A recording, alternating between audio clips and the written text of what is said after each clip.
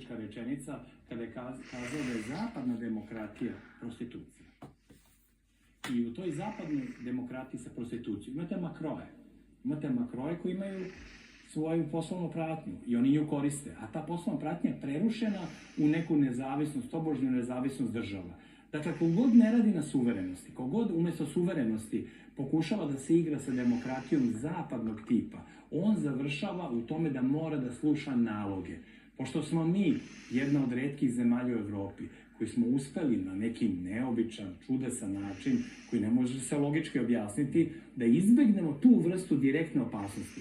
Mi onda sa punim pravom se vraćamo korak nazad, kočimo priču i vraćamo se na termin međunarodnog prava.